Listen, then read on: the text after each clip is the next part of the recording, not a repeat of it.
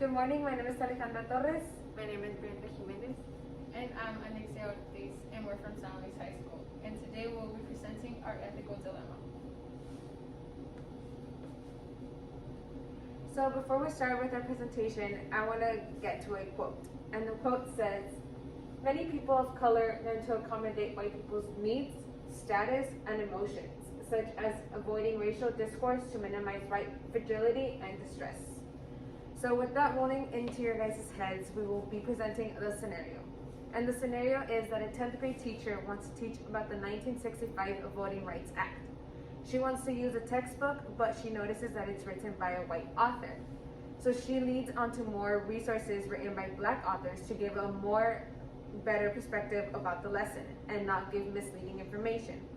She goes to this with the principal, but the principal suggests not to, due to the fact that there has been complaints about parents in the previous years about the information given to the students.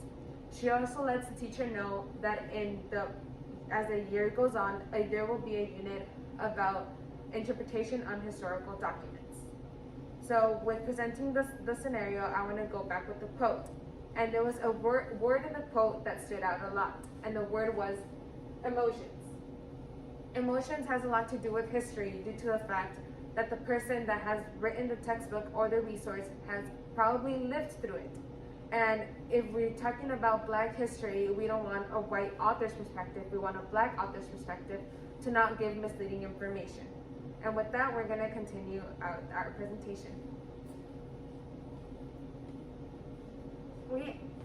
We asked a few of our high school history teachers what other resources they use other than their textbooks.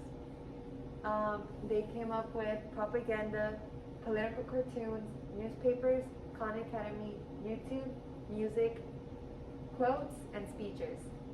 This is especially important since due to COVID we cannot be sharing textbooks around the school, so using other resources is very important. Now that that's being said, we conducted a survey to ask students and parents if they would be okay with using other resources that is not the textbook. The question reads, if you were a parent, would you let your child learn about black history from sources other than textbooks? The average from both of the polls was 92%.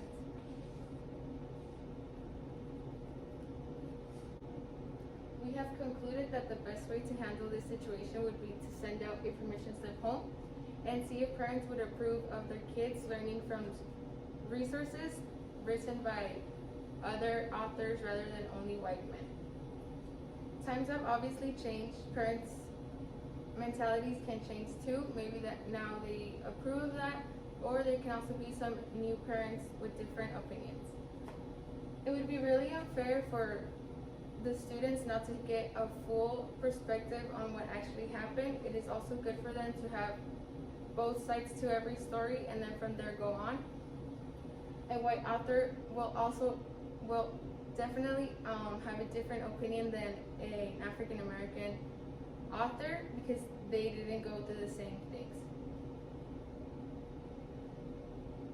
Teachers are already using different, like my teammate Brianda said, teachers are already using some other resources rather than only textbooks, like propaganda, quotes, newspaper, and even music.